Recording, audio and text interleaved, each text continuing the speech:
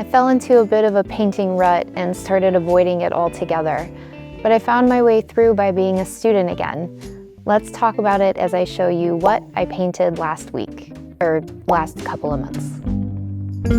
We left off with a painted half drop that I painted and turned into a portfolio piece way back in June, and I actually have since recolored it from this to this.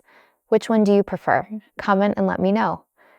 In July, I painted these cats, and mostly because I had surprised myself with these other cats I had painted earlier in my sketchbook and was hoping they'd still have some magic. I found reference photos on Unsplash, chose a limited palette of pink and green, and took it one layer at a time. First, pink shapes for those bodies, then a darker pink for stripes and fur, then green eyes. Then finally, I added all the darker brown details and a few pops of white for the eyes and some teeth. I particularly enjoy this little weirdo with his teeth sticking out. You really have to trust the process with gouache because for a while these just looked like, pink blobs, and then pink blobs with green blobs on them. And it wasn't until their mouths and pupils were added that they really kind of clicked into place. And that couldn't happen until the end. And then I didn't paint again until August. Best I could do was eke out these marker swatches. At this point in the summer, I was feeling just overwhelmed and a bit stuck, and I found that I was naturally pulled more towards decluttering our home than being in my sketchbook. I tried to trust this time, that my creativity would come back, that I was letting go of old parts of me and maybe even making way for something new. It was uncomfortable, like losing sight of your parent at the grocery store. But I stayed with myself. It took a month before I was ready to try again. And that's really okay, to not discipline yourself through every part of your life, to trust the ebb and flow of the tide, and to be human instead of a machine. In the middle of August, I began slow painting these birth month flowers. And here it felt really exciting to remind myself that beautiful paintings don't have to be complex, but a thoughtful arrangement of elements. After painting all these background shapes, I took each month one at a time, and I enjoyed selecting those keywords that you see at the bottom, simplifying the flowers, and mixing the birthstone hues. While painting these, I felt really locked in and peaceful, and I thought to myself, I'm back. But shortly after painting them, I got stuck again. And so I turned to other artists. I started watching painters on YouTube and rewatching my favorite Skillshare classes. I turned to big sheets of paper to explore instead of working in my sketchbook. I owe Magda from the Wild Pencil the biggest hug and thank you for her work and videos, as they inspired me to paint in a way that was looser and freer. I faced my fears of painting more animals and little landscapes, and by that point, a sort of playfulness arrived. By the end of August, I was back in my sketchbook.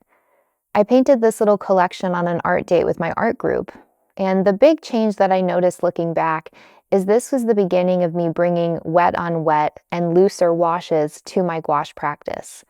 Every page before this one has pieces that are wet on dry, where the marks are controlled and not blending with other hues.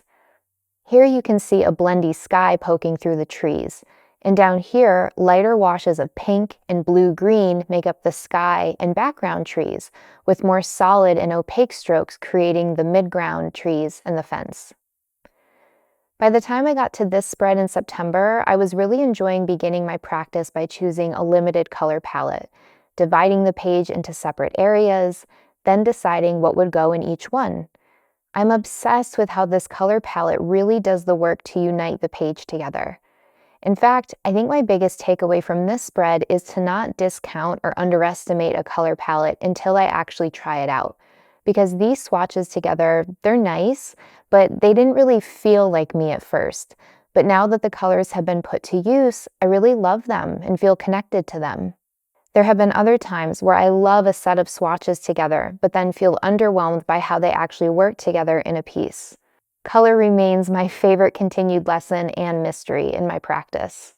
This piece followed the same process in that I started with a color palette, painted some shapes, and set out to fill them. What's notable here, though, is I pushed myself to do a painted floral mock repeat. This is where I started on this spread over here. And I hated it. and I was feeling quite frustrated with myself. But one of my biggest rules for myself, and a guideline that I always share with other artists who really want to enjoy and dig into their craft, is to always finish the page, no matter what. A lot of the time, what we think is ugly or ruined is simply incomplete. When you finish the page, you give yourself time to actually be creative and try solving problems. And with a finished piece, you have something to learn from.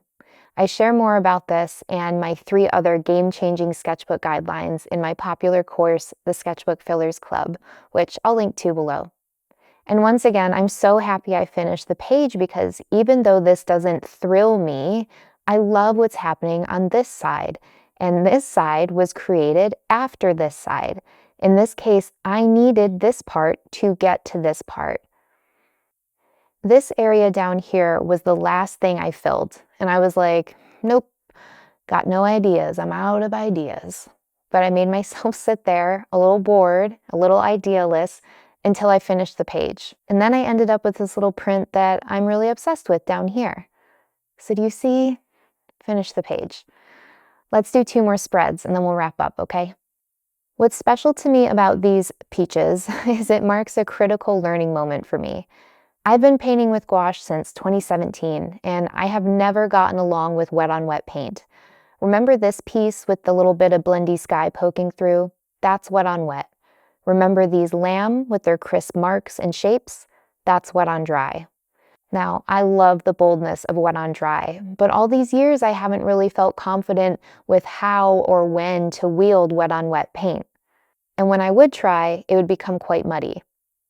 Well, thanks to YouTuber LIRON YANCONSKY and this video, they helped me see that wet-on-wet can be more about laying down wet patches of paint side by side, just kissing, instead of big overlapping areas of wet paint, which tend to make mud.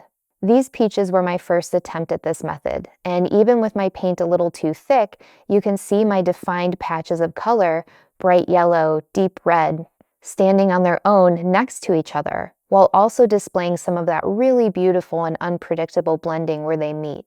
I then added a few defined shapes, as well as the leaves and stems, but these of course stayed nice and clean because I waited for those wet-on-wet layers to dry all the way.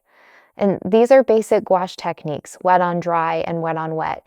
But after all these years and all this practice and understanding it here with my brain, these spreads are showing that I'm finally starting to understand it here in my hand.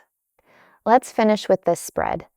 Another way Magda from the Wild Pencil inspired me was to try out a cured gouache palette, where you dry your paints in a portable palette, adding water when you're ready to paint. It was something I had tried as a beginner actually, but I really struggled to get the dried paint back to a workable consistency. It always seemed too watery and not opaque, and so I preferred working from the tube instead. This time around, I found that one of my biggest barriers to sitting down to paint was resisting getting it all out and mixing it up. And so I followed Magda's example. I grabbed all of my primary paints from my mixing palette and some of my most used mixes, and I put them into a cured palette. All of this to say, it's been really helpful for me. I'm much more adept at reanimating the paint now than I was as a beginner. And this page over here was just a quick swatch check after I cured them to remind myself which pans I had duplicate colors of. And lastly, I stumbled upon this storybook landscape video by SHAYDA Campbell, and I just had to try it out. I didn't even grab a reference photo. I just chose a limited color palette and got right to it. I painted 2 background shapes, and after that dried, I did a wet-on-wet layer of patches of trees, which I let dry all the way before adding in the houses, tree scribbles, and cleaner details. I particularly like the scribbles for the trees and the little apples. When I started sharing my sketchbooks on YouTube, I was in a real creative high. I was painting all the time. And then I ebbed and I stopped altogether, and then I got all black and white about it, and I was gone so long that I didn't know how to come back. This is a truly common struggle for me and my ADHD, making a mountain out of a molehill. But I found the way back is always the same. A very tiny step, like watching a YouTube video or picking some colors, and the persistence to keep trying. That's what I've been painting lately. Thanks for letting me share.